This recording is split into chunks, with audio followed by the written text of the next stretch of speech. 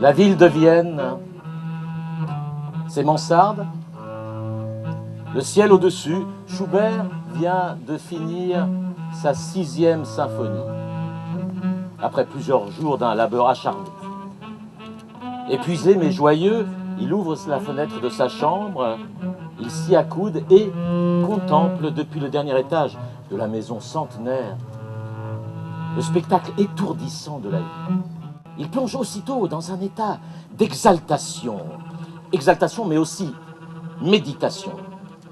Des idées se bousculent dans son cerveau, des sons s'y font entendre, la gaieté fait place à la douleur, des visions se succèdent et s'organisent en architecture. C'est le travail de création qui, impitoyable, commence.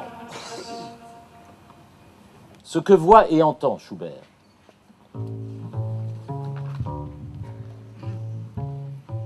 Le Danube coule, paresseux et alangui comme une soupe fluide dans le soir d'été.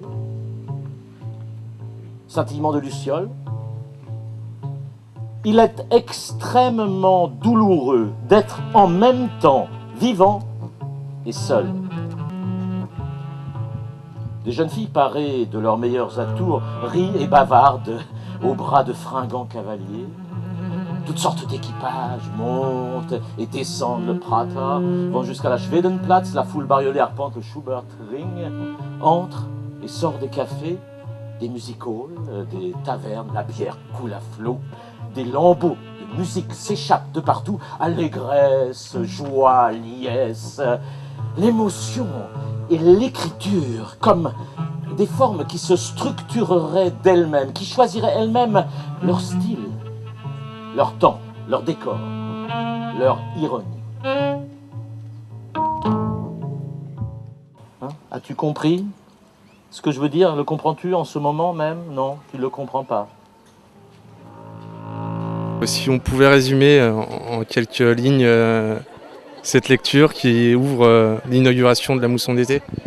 C'est un texte d'Armando Llamas sur l'artiste en création, c'est-à-dire c'est un texte sur Schubert qui vient d'écrire sa 6e symphonie et qui se laisse inspirer par tous les bruits, les clameurs de Vienne, de la ville de Vienne, qu'il observe comme ça la nuit et à partir de là, son esprit se met à divaguer sur ce qu'il entend, sur ce qu'il peut en faire. En même temps, il revient à sa vie personnelle et puis il repart. Et puis des gens dans la rue le voient et lui crient « Schubert, merci Schubert, merci Schubert ». Et alors lui, il dit « Oh, mais vous êtes trop gentil avec moi. » Et donc, mais puisque c'est ça, je vais composer une 7e symphonie en votre honneur qui s'appellera « Peuple de Vienne ».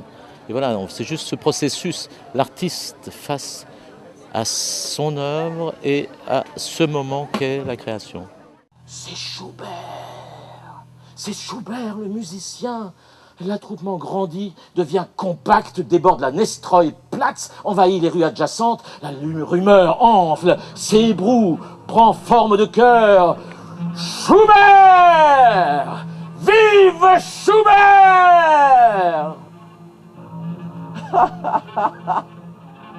Le bon musicien, surpris, interrompt sa contemplation et sourit avec douceur aux acclamations du peuple de Vienne.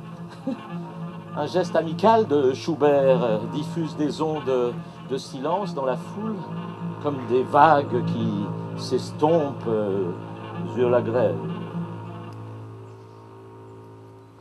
Peuple de Vienne!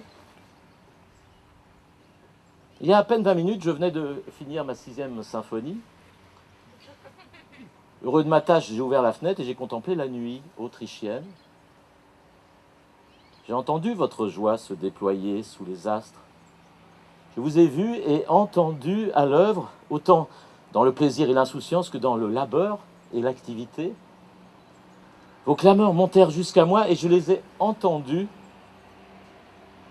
Peuple de Vienne, je vous annonce que je viens de décider de composer là tout de go une nouvelle symphonie.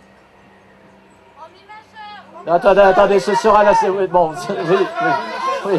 d'accord. Cria la foule.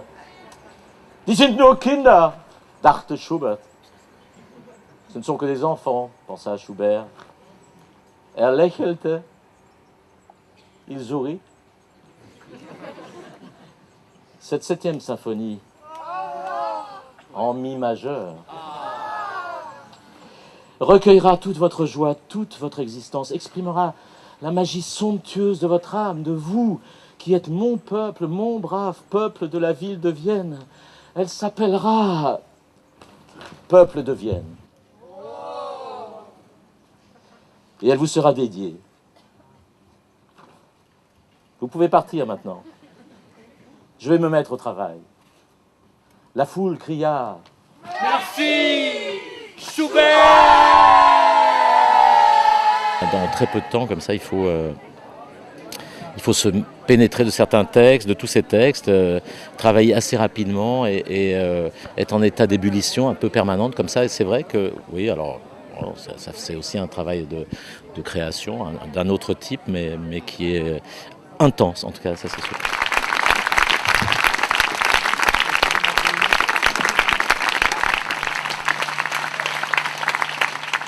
Des fois, c'est dans la rapidité qu'on accouche du meilleur. Ouais, ça je pense aussi. En tout cas, c'est un exercice que les comédiens qui viennent ici à la Mousson aiment bien faire parce qu'on se retrouve tous ensemble et voilà, on se met au travail. On est à la fois, on vit presque 24 heures sur 24 ensemble. On dort quand même séparément, enfin pour certains. Et voilà, et on est au travail et c'est très plaisant d'être dans cette excitation-là, d'être voilà, dans le plaisir, c'est un peu dans un plaisir et dans la rapidité. Oui, il faut que les choses avancent très vite. Ouais, c'est comme si on retournait à l'école un peu. C'est-à-dire qu'il faut produire beaucoup de choses comme ça et sans que ce soit lourdingue et sans que ce soit un pain somme pour les gens qui viendront. Donc on garde aussi cette légèreté de la rapidité.